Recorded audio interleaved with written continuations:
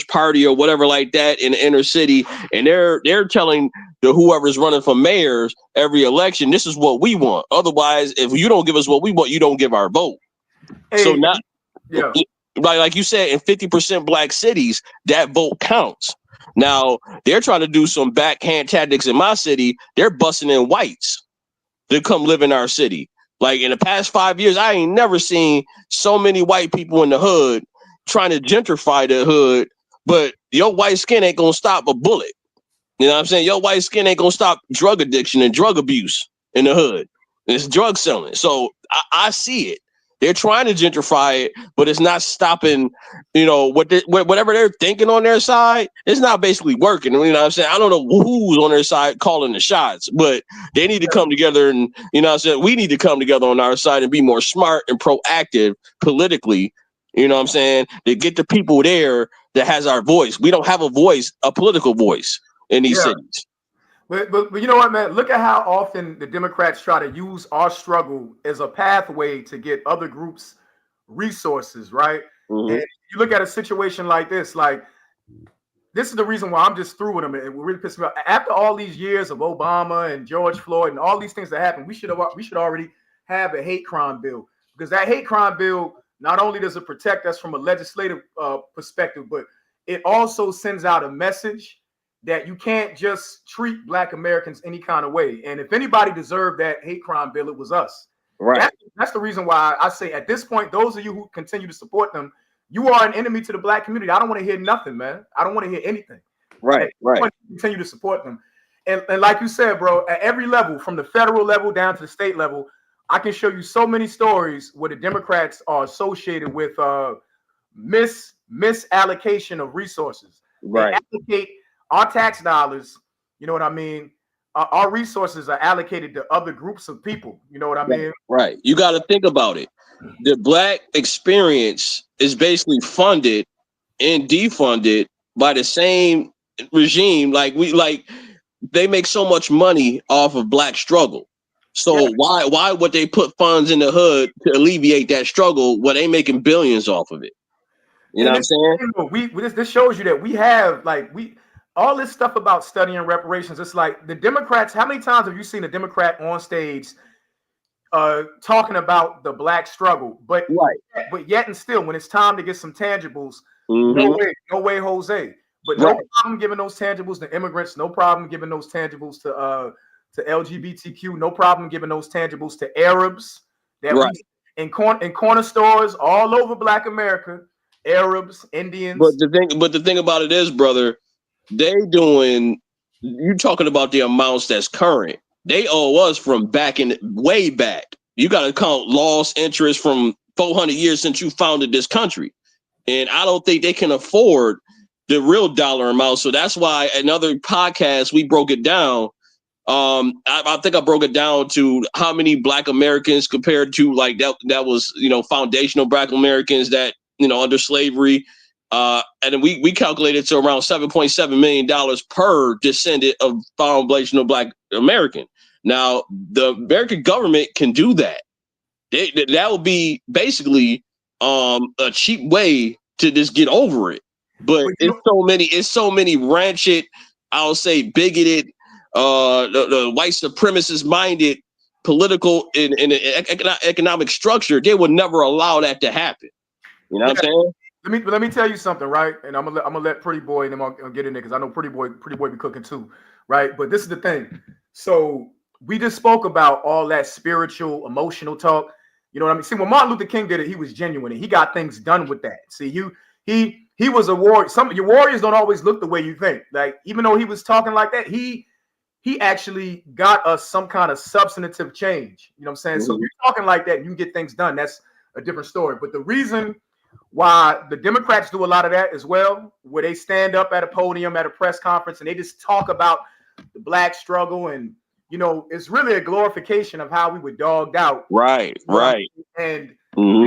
they don't want someone, and particularly a Black man, to stand on a public platform and articulate why we deserve reparations. That's that J. Edgar Hoover Black Messiah complex, man. The COINTELPRO playbook. You know what I'm saying? The conversation that you have about Black Americans when you talk about our tangibles, it's nothing spiritual, none of that emotional stuff. We have to talk about Field Order 15. What needs to happen is you have to. We're lawyers, right? Mm-hmm. Not literally, but you have to present your case and show them a long list. We have a long list of legislation that was passed against us. You can't go up there talking about, and God's grace and no. You're right. But you have to be very detailed, because not just the American government allowed it to happen. The stock market itself was founded off the stolen labor of FBA. So that means you got to calculate what's the current value of the stock market, break some of that off down, go to the government who allowed it to happen and sanctioned it, break some of that down from them. And I think as a total, I don't think it's feasible. So we thought down and said, okay, pay part money, part land, part equity. So in that case, if they can't afford it dollar wise, you could break off some land. You could break off some damn stock, some stock options, stock tips, and start giving people stock and money. Yeah, but this is the thing. Hear me out. Like, you're making a good point. But this is the thing. None of you can tell me one time where you ever heard a Democrat or any politician, for that matter, any one of our so-called black politicians go up on stage and mention that. Right. They never will. They never will. They'll get booted out of office. Yeah, listen, they'll sing, right? Barack Obama came to my city and started singing Amazing Grace. That's what we get. We get Barack Obama singing Amazing Grace. We get Roland Martin dancing next to Hillary Clinton. But I've never heard anyone bring up Field Order 15. There was legislation that was passed for us to get for us to get reparations. And I don't know what president it was. I want to say Andrew Jackson. It was never honored. We need to have conversations like that. What about Field Order 15? What about redlining? What about Jim Crow? What about all these different things? We got to have those kind of conversations. But that's not at this point, right? We know that those politicians aren't going to talk like that. So what we got to do is we got to utilize these kind of platforms and create other grassroots organizations to talk like that. Because I'm talking about straight business, no clowning.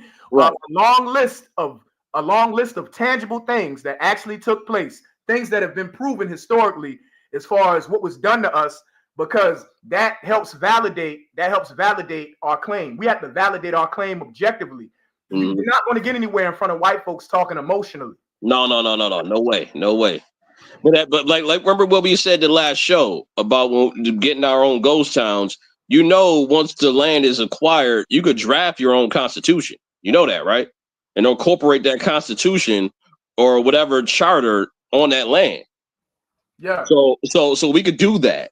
It's just that I don't think the knowledge is there yet, or maybe we'll get there one day. But once that happens, once they establish that land and start writing it down, all of this stuff, I think that would be because you got to understand, back in the 30s during segregation, when we had our own black towns, that's when I think we were truly free, when we were by ourselves, man.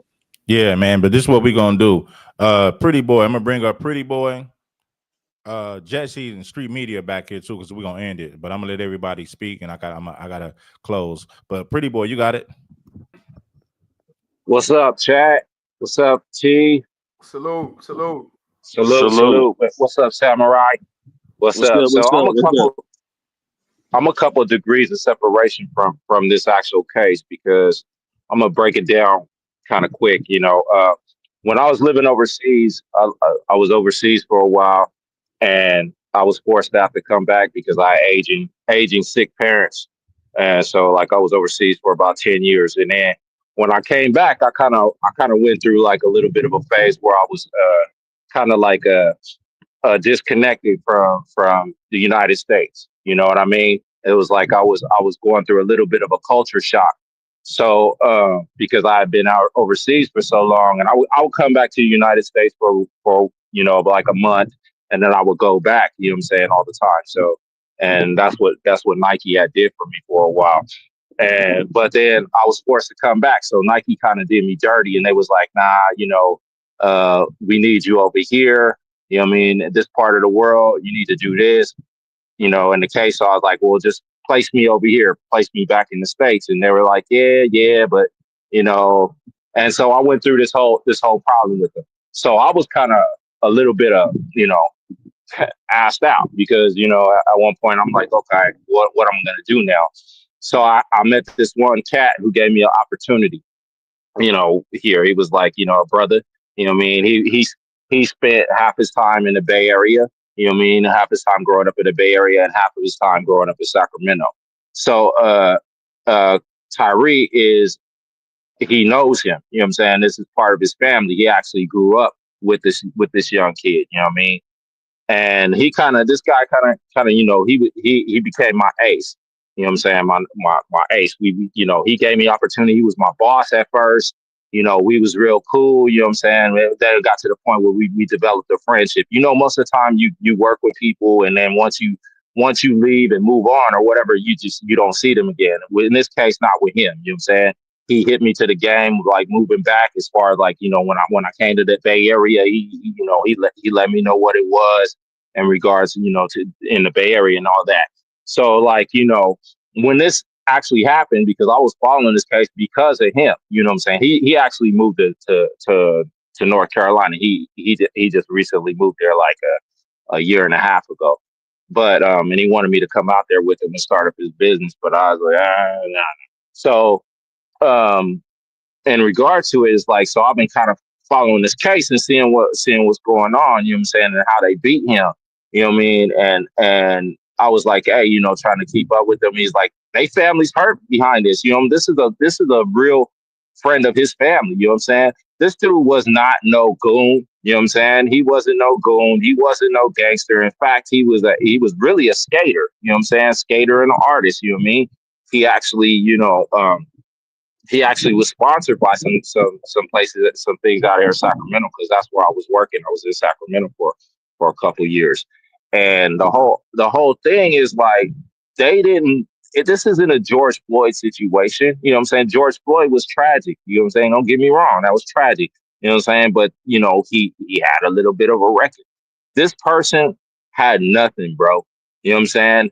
He was clean, you know what I'm saying? And just a little bit of history on my boy. My boy, he's from like a long lineage of writers, you know what I'm saying? It's like he was named after a writer, Sundiata, you know what I'm saying? So like, he was about that life. He was about that life till he kind of, settled down. So he hit me into the game and let me know about this kid's history. And they really hurt like behind this because, this kid moved from Sacramento, moved to the South. You know what I'm saying?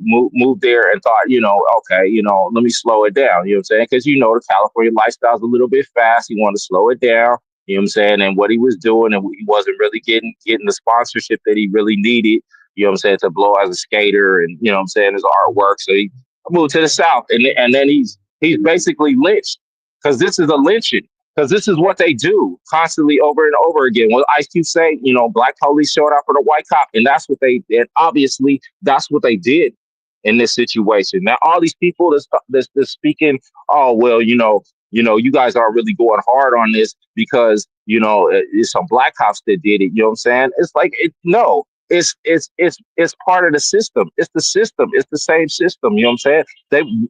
They will use us to kill our own. You know what I'm saying? And they constantly do this all the time. It's like, this is nothing new.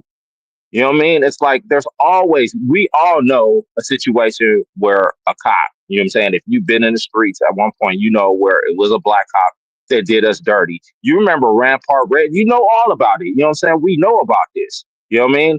And this police unit, if you guys did a little bit of research on it, they had something called the Scorpion Unit. So this isn't the first time that they was beating people down.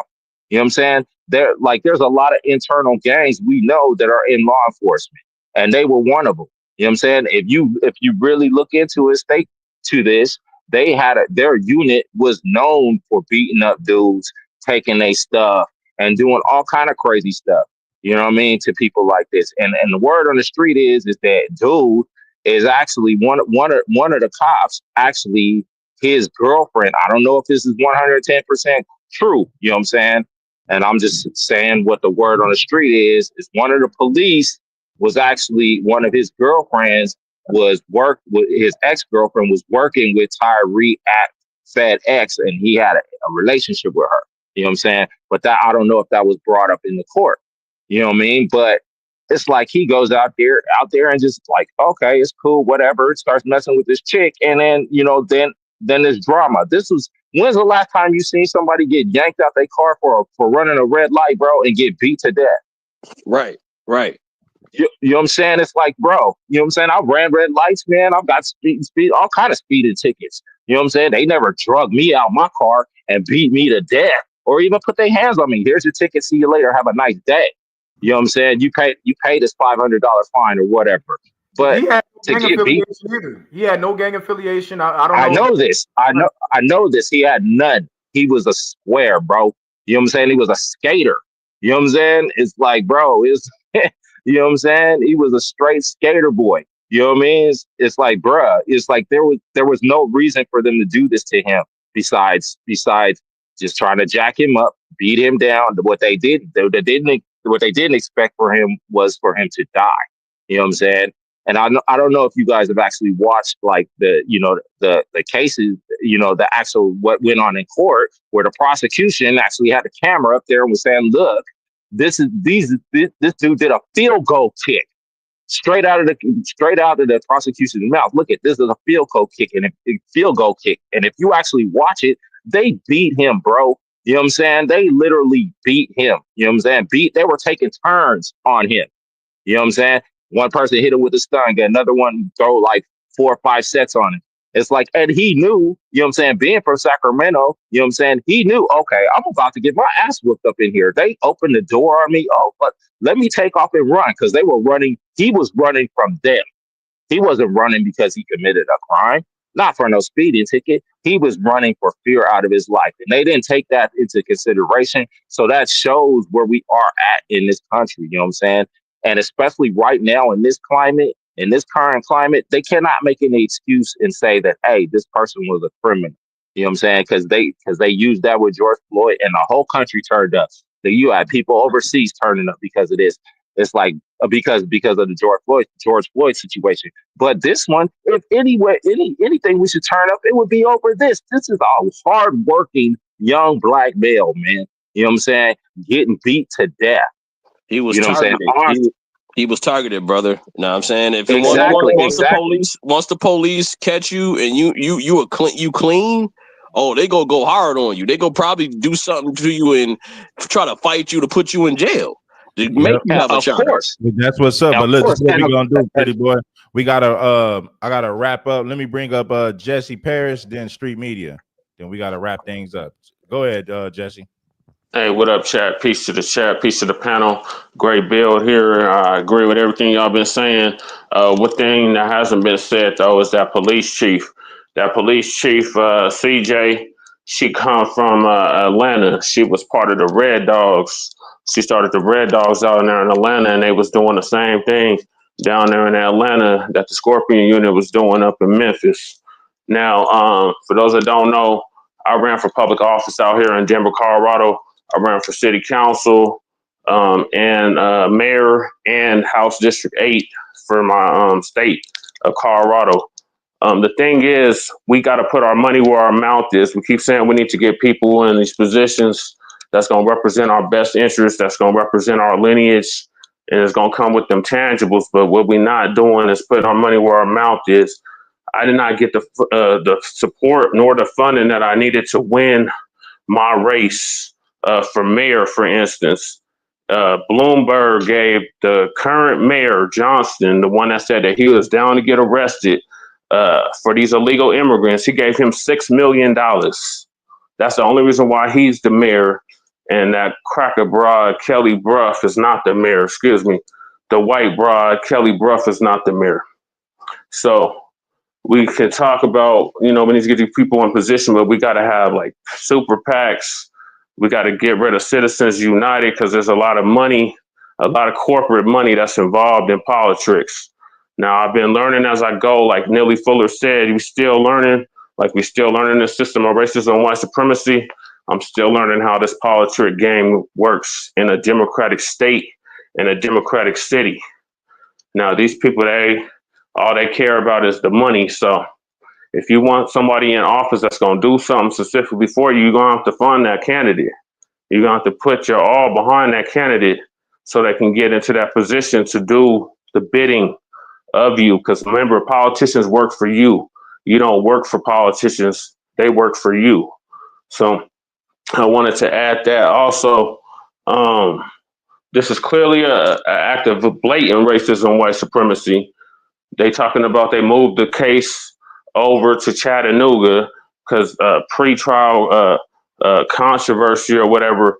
That's just I'm white and I say so.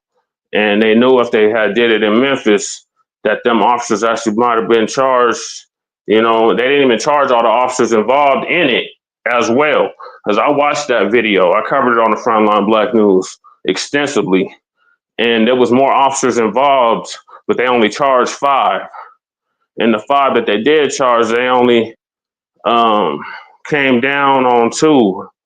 So the 3 that pled not guilty, they're the ones that got off. The 2 that pled guilty, they still gotta get sentenced. So they just playing the running the mill, running the game, running the wheel with us. And we gotta say enough is enough of this. So we gotta stop talking at this point. We gotta arm ourselves.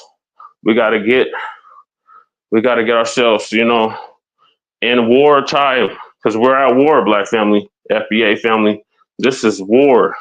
We're in a race war. And as Nellie Fuller Jr. said, it is in 9 areas of human activity, which is economics, entertainment, education, labor, law, politics, sex, war, and religion, and some say health and nutrition. And it's subconscious and conscious, to quote the great Dr. Francis Cress Wilson. So that's all I have for y'all. I'm going to go. But make sure y'all check out Frontline Black News. And I appreciate everything that y'all gentlemen, y'all brothers have said today. Hopefully the people in the chat soak it up and we can apply that knowledge. Because knowledge is only power when it's applied. Why don't you drop it where we let us know where we can find you, man. You can put it in the chat. Oh yeah, Frontline Black News on YouTube and Facebook. The Revolutionary Agenda on YouTube and Facebook, and I'll drop the links in the chat. Appreciate you, Red. Appreciate you, brother. Drop the links. You got it. I'm gonna bring my man Street Media up. All right. Well, 2 things I didn't hear when everybody was talking. Masons, Black Boule. So what you have here now is the reason why you're not having a national outcry. And I warned you guys last month when I told you our biggest fight that we're gonna have is not against the white man, it's gonna be against other FBA, the older blacks and upper middle class FBA. Now these cops, they all represent Masons. They all represent that Boule class. So yeah, we saw what happened. Now remember, y'all, they moved this into a white county.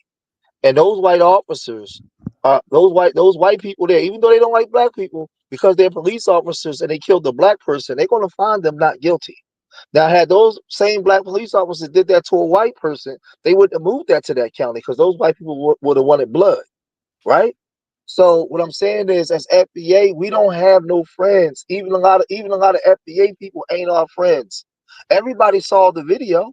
But the powerful black people in position that should be saying something, which should be a national outcry, they're quiet because they're part of their fraternities. They're part of they come from those groups. These people are not for us. And I don't know how many more things has to happen before y'all people out there start realizing this shit. I told y'all, when we start saying FBA, our biggest detractors is going to be FBA, other FBA people. So we saw what happened. Black people should be upset. They should be being called traitors. But to a lot of black people, they're called heroes because he killed the YN. They killed the YN. They're not going to say it publicly, but that's the way that they view us, even our own people. So until we get this shit through our thick heads, man, and really start understanding what's going on, that we don't have no friends. Y'all don't have no time to be bullshitting online. Gender war and arguing. If this ain't enough to wake you up, now we saw George Floyd, but we saw a white man on his neck. What we saw was 3 black cops in the white community get behind these 3 black cops that killed the black man. What the fuck more do you niggas need to see? What do y'all need to see? The white community get behind these 3 white officers because they killed a black boy. So I'm telling y'all, man, it's the 4th quarter, man. There's 3 seconds left in the game, man. We all we got, and it's only really the grassroots, because the majority of FBA folk that's not grassroots don't fuck with us. They don't like us. They hate black people too. I'm telling y'all, man. So I don't really got much more to say. Y'all just know that lady, yeah, she was in Atlanta with the Red Dogs. Man, the Red Dogs killed a 90-something-year-old woman down there. They was down there wreaking havoc. That police chief, that lady is a monster, man. She got blood in Atlanta and in Memphis. So listen, man, y'all got to do your homework. I did a video on her 2 years ago, and all I'm saying is, the most of these black people that's the mouthpiece for us, they are Masons, and they part of fraternities and sororities. They are not going to go against their people for regular black people. I'm telling y'all that right now, and that's why you don't see a large national outcry, despite what we saw on videos. This shit, they're protecting their badges, their guard. They're protecting that shit. We don't got no friends. I land there. Hey, street media. I'm pretty sure you heard it. Y'all heard the phrase, right? Back the blue, when they kind of promoted that whole campaign, back the blue. As far as I'm concerned, I look at it like this, right? Like white supremacy is codified. We're still working on being more codified, but they're still more codified than us.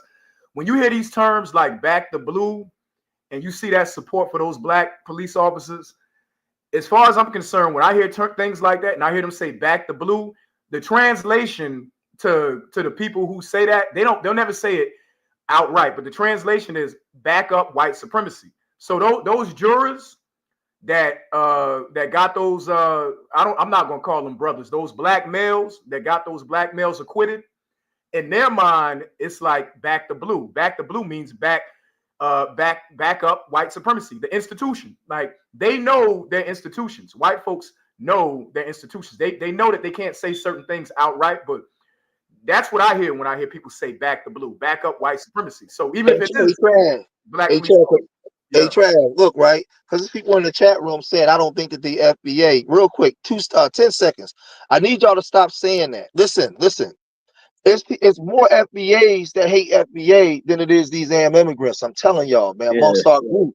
Y'all gotta listen. These is a lot of 50 to 60 million of us. There's a lot of FBAs that hate us, and they part of fraternities and organizations that will go against you for their group, because they make their lifestyles predicated on the groups that they're affiliated with. They don't give a fuck about the black community.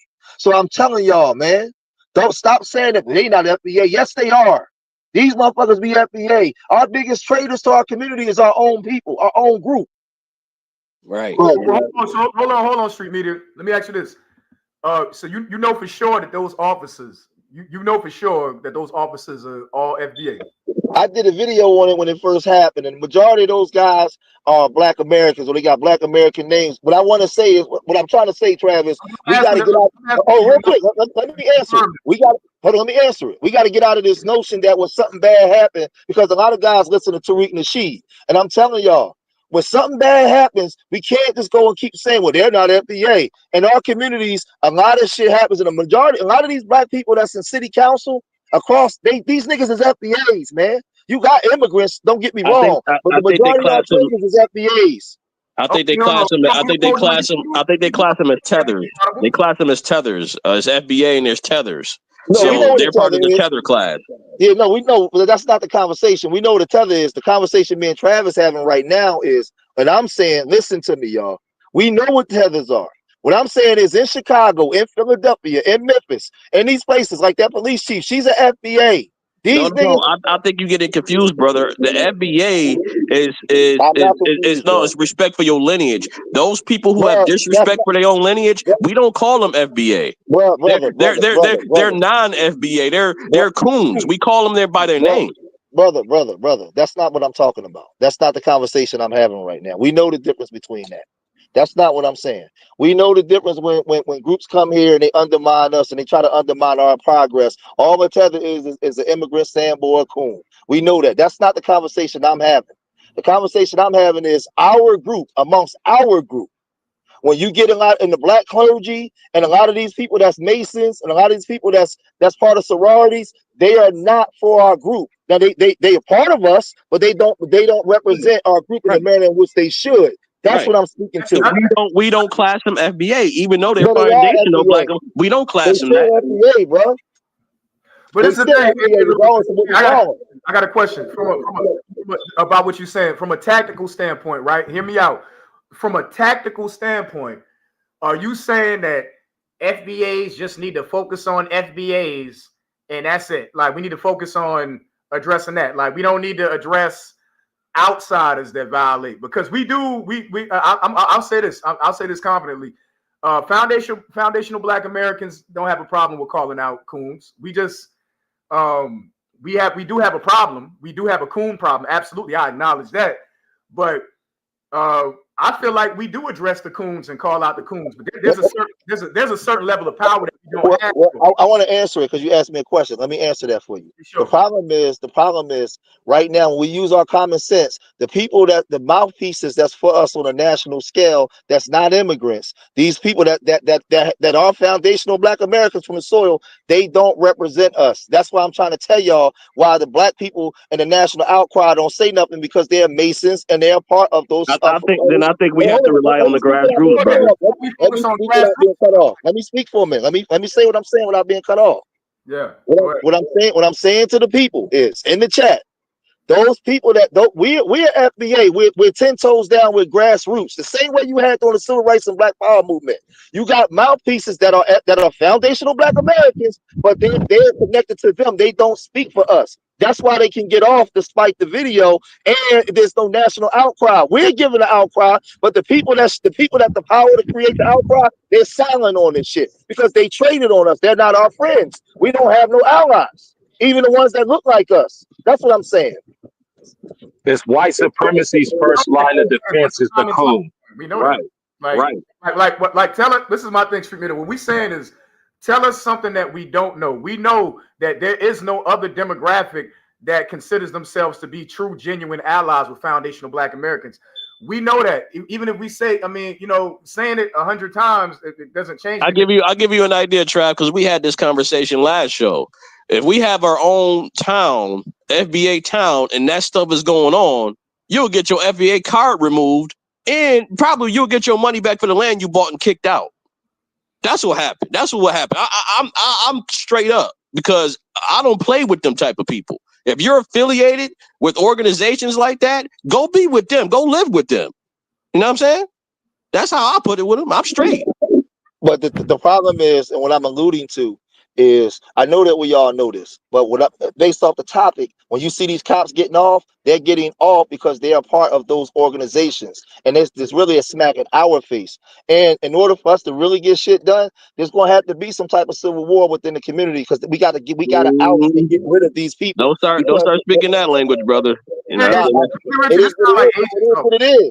Listen to what I'm saying. It is what it is. Because the thing is, when we have reparations talks and we take things to the Congress floor and we take this, we're going to have to get those people out of the way and get our people in position. But you talking war, but who's your general? Who's your general? Who's your platoon? Where your army at?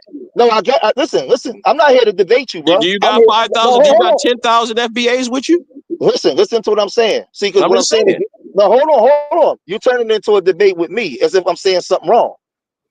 But you saying words like civil war. We don't speak that because you got this. No. You got YouTube and YouTube. We're not trying to get his channel flag. That's what I'm trying to say. We're not getting channel flag. You can't say words like that, brother. I don't know who you are, but we've been doing this online for years. And what I'm saying to my people is, this is common sense. What I'm saying to my people is, the enemy, we already know who the enemy is. We can talk all day about this white man and what he's done. What I'm saying is, when we look at this case, there was not a white man. These weren't white men. These were Black men that look like us, that come from our communities. And we addressed that. We called that out. But I know. But that's what I'm saying. Trav, that's not. You riding off. Because you cutting me off while I talk. What I'm saying, I was listening to y'all for hours. I came up, I didn't, when y'all was talking, I didn't interrupt nobody. That's valid. Go ahead. All I'm saying, I'm not here to debate because it's past the debates. I'm just laying out facts. What I'm saying is in these conversations that we have, and I agree with all of y'all assessments. The fundamental issue that we have is we're going to have a fight within our own community, because in order for us to get into the positions where we're calling the shots, we got to get the old guard out the fucking way. Other than that, we're going to keep coming back here to square one. That's just what it is. Quick question. I want to address Pookie. Hold on, wait a minute. Hold on 1 second. This is my thing though, right?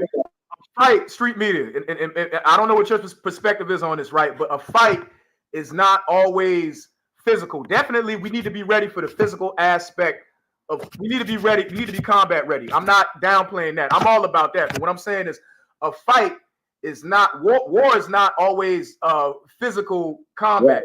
War is fought via media. Like right now we're fighting the war of public opinion. Foundational Black Americans are trying to use our influence to win the war of public opinion. That's a battle that can be fought. Everything is not just primitive scrapping physically, because there are things that we can do outside of like physical combat. And there's a time and place for physical combat, but there are things we can do outside of that. If you don't consider what we're doing over here, like, and you've been in this space, you contribute a lot to this space. But if you don't consider what we're doing over here, fighting, I would be inclined to disagree with that. I look at what we're doing over here as fighting. Knowledge is power, right? Of course, people say that all the time. The information that we're sharing with other Black Americans is influencing things. Now, like I said, we saw that with the election. No, we didn't overwhelmingly not vote for Democrat. We still have a large majority of us that did that. But these platforms, your platform, for example, I watch your platform. All I'm saying is this: what you guys are doing. I'm talking to you, Red, all the content creators, or whatever, whatnot. The ones who are serious and really speak truth to power. When you do that, that is fighting. In my perspective, right? That is fighting, because we're presenting an alternative narrative, right? And our influence is growing. So it's kind of like. But let me say this to you, Trav. I agree with you wholeheartedly, but I think what's being misconstrued when I use the term civil war ain't just it's fought on multiple levels. It's not just fighting, physical. But the Civil War popped off between two white camps. Hold on, bro. We not listen. You taking us off because take the term off. I'm gonna use the term. We're gonna have a battle. Because let me say this, Trav. Let me respond, Trav. Yeah. Because I use a term and then y'all take it and just run all the way across the street with it. All I'm saying is we're gonna have a battle in our community with a lot of the old guard that's paid in position to keep things the way it is, and why we keep running back to square one. So there's going to be a war fought on multiple levels amongst our own people, because a lot of our people hate us with disdain just for talking the way we talk. And it's always been like that. They hate the grassroots FBA. They making fun of us now. We already know. They can hate us, but they can't do nothing with us. They can't do nothing with us, brother. We know. Like, I'm a grown man. They can say they. No, but that's not the point I'm making. It's not that they can't do nothing with us. The problem is they're in position to speak for us and get policy passed that we don't agree with. So we got to get them out of the way. That's what I'm speaking to. Right. Okay. That's what I'm saying. It is very problematic, absolutely. But the thing is, I'm not going to act like it's easy to remove these. I'm talking about the governmental coons, right? The people that you're talking about, like the politicians and the people that they have in place, pretty much like our sellouts, right? It's we're still trying to figure that out, because it's like, what can we do about the government officials appointing other coon government officials and politicians to speak for us? They do it intentionally, right? Mm-hmm. But my thing is this: that street media, you know for a fact that that's something that is. I'm not going to say it can't be done, but it's going to take a lot of hard work. It's going to take a lot of being strategic, because they don't play fair, man. Like, matter of fact, I'm gonna give you an example. You saw what happened to Bernie Sanders during the election. I'm not a fan, but did you see how the Democrats kind of kicked? Yes. Kind of swept him to the side. And listen, the public, as far as the Democrats go, the public was riding with Bernie Sanders as far as during that period of time. Out of the candidates they had, Bernie Sanders had it. And the next thing you know, you kind of see Bernie Sanders get kicked to the side, and they brought up Joe Biden. This is a machine that's operating. You see what I'm saying? Like they don't even abide by their own rules. They will adjust. A lot of this T is generational. A lot of people got to understand this too, that a lot of it is generational. A lot of this power has been passed down from grandchildren to grandchildren, the sons and daughters. You know what I'm saying? It's like it's a lot deeper. We so deep in the hole. You know what I'm saying? In regards, we got a lot of fighting to do to fight back on the grassroots, because a lot of us don't have second and third generational senators, second and third generational police officers in the police force. You know what I'm saying? It's like a lot of these people do. That's why what street media is saying, you know what I'm saying? It's like we got to fight on a whole nother level, because a lot of us are, the grassroots, is fresh. You know what I'm saying? It's like, I don't know anybody on this panel got a second generational police officer in their family? No. How about a third generational senator? Nope. None of us. Hey, brother, you see what I'm saying? Can I add on to what you're saying? See, this is what I'm trying to say. See, you spot on, and this is the thing. The reason why I use the term civil war, because we get the white man, but the problem is these black traitors that we call out. When we start to take FBA and make it a real movement, when we start to unseat these people, these black people in position of power, they're gonna fight back. You got to do it like Ibrahim Louverture did. Yeah, how they thwart all those assassination attempts. It goes with trust and loyalty. They are loyal to their leader. They're loyal to their cause. They're loyal to their sovereignty. That's why I said, if we have our own FBA land, we'll be sovereign on our own land, and we could defend it. And like that dude said, Pookie and Ray Ray show, oh, you can't get your FBA card took. Yes, you can get your FBA card took. You can get removed too. At the end of the day. So that's accountability on all fronts for everybody. Let me ask you. You know what I'm saying? And see, real quick, Trav. Just give me 1 minute, Trav. I'm gonna give it to you. This is a question. And that's all I'm saying.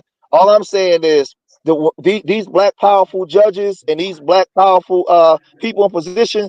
When we start moving, we got to unseat them. They're going to fight back, and that's where the war going to take place. It's going to be a fight amongst them, because we got to get them.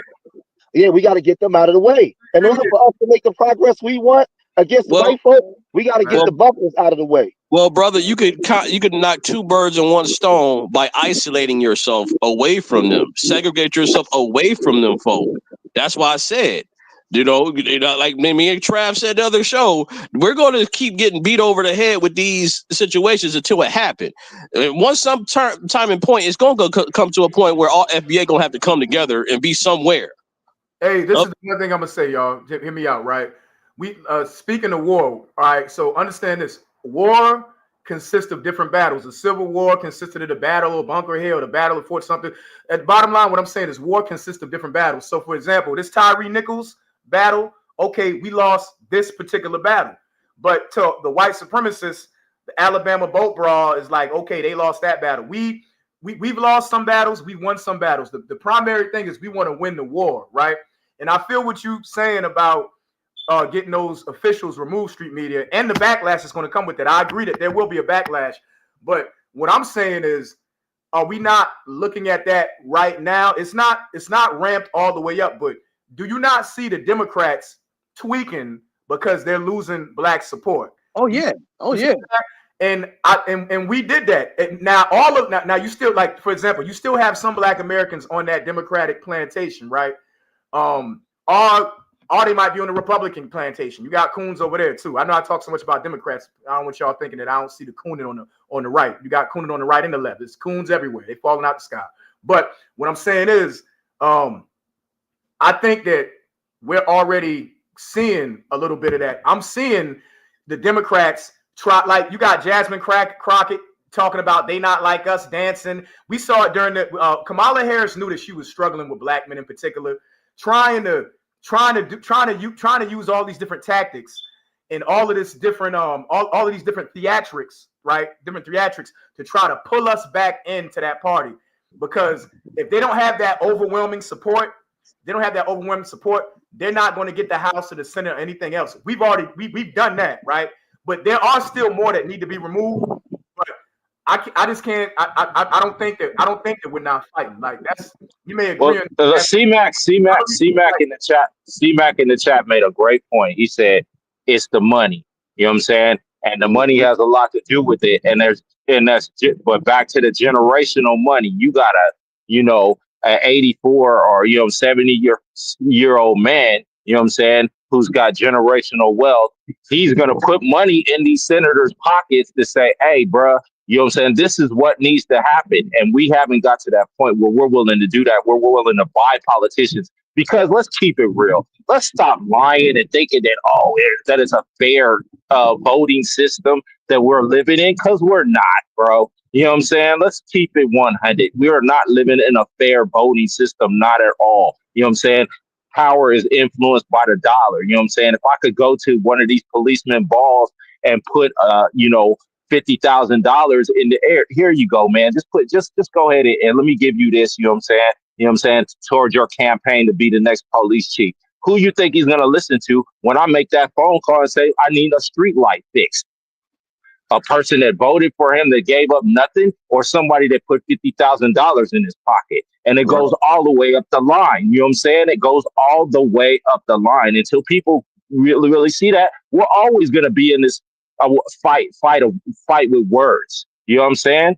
It's like, we really got to think about the bigger picture. And don't get me wrong. There's nothing wrong with voting, thinking that you have the illusion of it being a fair voting system, but it's not, because the dollar is above, and generational wealth is real. You know what I'm saying? And these people that run this country, you know what I'm saying, that run these governments, a lot of times, if you look at the people, the puppet masters is pulling the strings, it's generational. You know what I'm saying? All you got to do is do the research yourself. Well, look, bros, this is what we're gonna do. I need everybody to be brief, and we gotta close, man. So whoever want to go first, let's be brief, and we're gonna close this thing down. I appreciate everybody for their commentary, man. Everybody that spoke, all of you guys have brought value to the content, man, because even though we might disagree on a few things, for the most part, I think we all agree on what's most important. We just have small disagreements. But yeah, whoever want to go first, you got it. I'll go if no one else wants to go. All right, you got it. Yeah, I agree with that.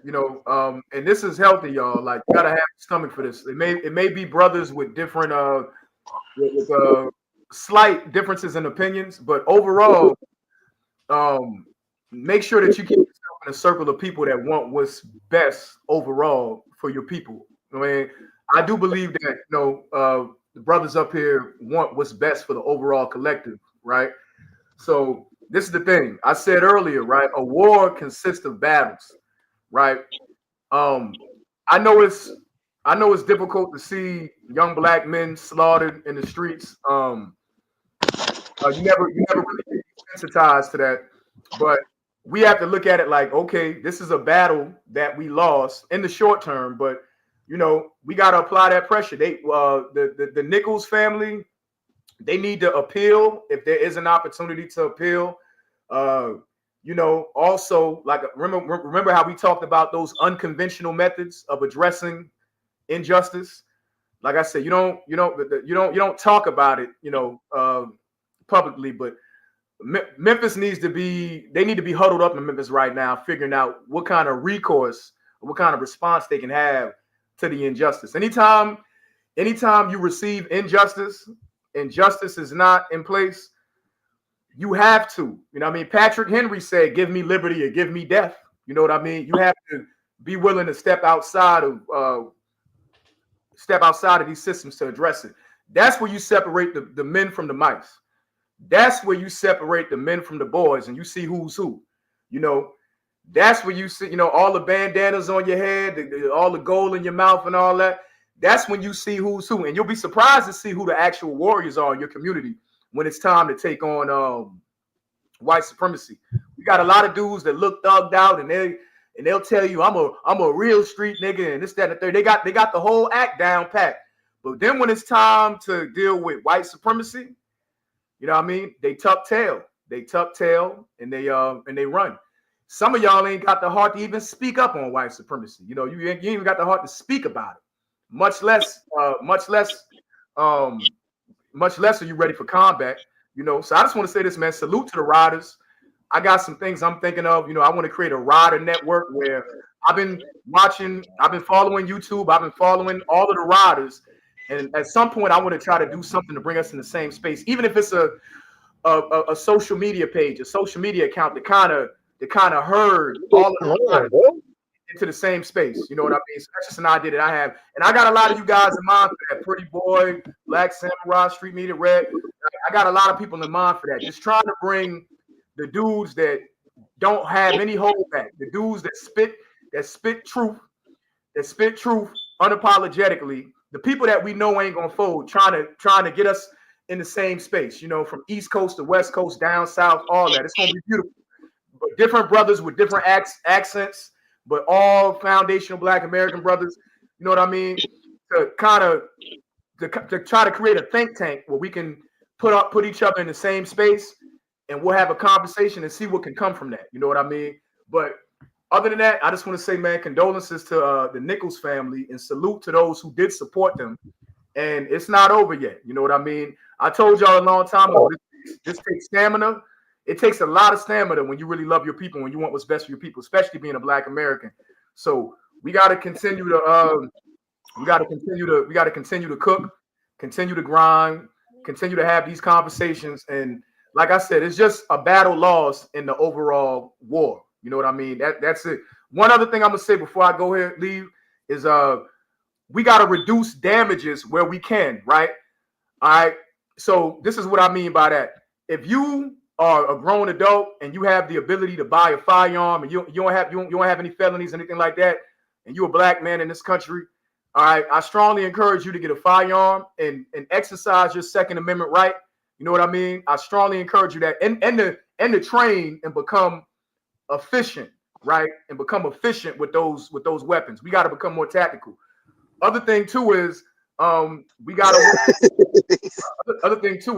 work on we got to talk to the youngins about how to move in society. Like older Black men, the Black men who do know what's up, we got to politic and talk to the youngins. We got to talk to our women about how to handle some of these situations, you know what I mean, and not be emotionally reactive.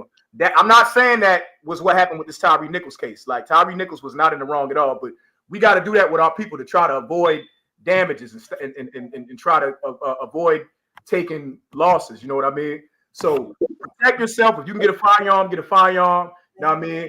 To all my content creators, to everyone who's in the grassroots, whether you're the biggest content creator in the world or a small one, when they promote that bullshit, all of these false narratives, all these coons, tethers, whatever you want to call them, all of the ops, we gotta counter those narratives every time. Like we not gonna let up on them. You know, foot on neck, pedal to the metal, foot on the gas. But other than that, man, like I said, salute to everybody on the panel. I'm gonna sign off on that note. Support the show, hit that thumbs up button. Support Red, support grassroots, real grassroots Black media, and salute to y'all, man. Been a pleasure. All right, appreciate you, Trav. Who want to go next? I'll go next. I'll go next. Oh, go ahead. You got it. All right, Trav. Yo, peace to the chat once again. Good show, Red. At the end of the day, Nichols was a Black life, man. He was somebody, man, and he got taken out by a state-sanctioned murder. Obviously, by the result of this case. So. I'm gonna keep banging this people on people's heads once again. Aren't y'all tired yet? Y'all tired of seeing these? Y'all want to start getting moving. You know what I'm saying? Start talking. Start researching. You can go on Google Earth and Google ghost towns and start acquiring land. This land's so dirt cheap nowadays. You know what I'm saying? Before that goes up, it's places where people don't want to be. I think you might want to be there because it's getting to a point where, as a Black man living in America, the threat is getting heavier. We was not just under threat. We know we under threat, but the threat is getting increased, especially with this white supremacy institutional structure they're trying to reinforce with the media, social media, and the political law enforcement. I think y'all better be waking up. Y'all better wake up soon, because this is gonna be the norm. If ain't nobody gonna stand up and fight and stand up and say something. I see some people in the country like New Era Detroit, they taking back their neighborhoods. I see some around on the West Coast. They're taking, and there's some in Ohio after those Yahtzees with no mask, when the flags came together in that black town. They came together with their guns out and let them know, man, we standing unified. So I'm thinking the paradigm shift is happening in real time. I don't know war pop off, because I don't like saying that words. You know what I'm saying? All I'm saying is protect yourself at all times. FBA, like King Trav said, I think we should have a national think tank. I mean, people from all over the country that get together and talk instead of in some single location, because the white supremacy is everywhere. So you got to put we got to make notes. We got to have people that's professionally doing things, so we can get some things started. So like I said earlier in the chat, put your money where your mouth is. Like even if you got to donate, you know what I'm saying, whatever little counts. But being stagnant and doing nothing is dangerous. And I'm gonna end it there, Red. Appreciate you, bro. Shout out to the Black Samurai, man. I'm gonna let Street Media close. I must say this, like I've been saying, we can come online and make noise, but one thing I've learned to do, especially being in a city like Philadelphia, with the Black Liberation Army, the move, bombs dropped on, I studied the mistakes and the good things that the people before us did. And every movement starts off with conversations, and then it turns into a thing. What you got to realize is there's a well-organized machine that's functioning. And when we talk about white supremacy, they use people that look like us. I don't know how many of y'all sat in city council meetings or then went to like your state building and stuff like that. There's a lot of black people that was in support of these immigrants, these Democrats, and all these different people. When we start talking this FBA and these people are diametrically opposed to us, when I say civil war, everything ain't always fighting. The war is having to unseat these people that don't meet the agenda that we speak of. And the problem that you have is these people are brought and paid for to be in position in our communities for years. I didn't make this up. Carter G. Woodson talked about this in The Miseducation of the Negro. The educated Negro leads the masses. He's been talking about this. So there's going to have to be an implementation of the things that we're talking about on paper and the physical, going into these positions and taking over, because we're not going to get any reparations unless we have people on our behalf being able to create legislations and being in seats and rooms in order to get things done. That's part of the warfare. We got to unseat these people that's been in position for so long, speaking on behalf of black people, getting policy passed on behalf of black people that don't represent our interests. They work for special interest groups, and that's just the way it goes. So the first part of warfare is us creating our own image, unifying under ideology and a talking point, now putting it into action. But when you put it into action is when the war going to start, because you got people in position that you got to unseat, and you got to be ready for that. You got to be ready to lose your career. You got to be willing to lose everything so that your children can benefit the world. Because this thing, when we had these conversations about white supremacy and about our communities, when you walk outside, most of the people in our communities don't own their homes. You don't own their businesses, right? There's people making money off of your dysfunction. You want to unseat that now. They're not giving that up willingly. And that's what I'm speaking to. So y'all got to be ready. So we can't just be going around saying we FBA and we separate from this group, but then you still got to go work for that group. You got to understand how this thing works, it works on a multi-pronged dynamic. So if you're ready, we got to get rid of these people. And you got to have people that's willing to fight and people that's willing to do the politics. Because these people they're funded. They got money behind them to keep the community in the position it is. They have the money for it. And they have the money to buy some of our people out. So that's what I'm speaking to, man. That's all I'm saying. I agree with everything that the brothers are saying, but we take this thing to the next level, man. It gets real grimy. This shit is worse than the streets. The biggest gangsters wear suits, and they sign contracts and policies. They the real biggest gangsters. So I just ran it there. Appreciate your Street Media for sure, my brother. Man, you brothers did a good job up here today, man. That's why I sat back and just let y'all do y'all thing, man. You know, You guys are highly appreciated, man, for your intellect, for your commentary. I appreciate everything, man. Listen, shout out to Mr. O for blessing us with the cash. I appreciate my dog, Mr. O, man. Shout out to Mr. O with the info.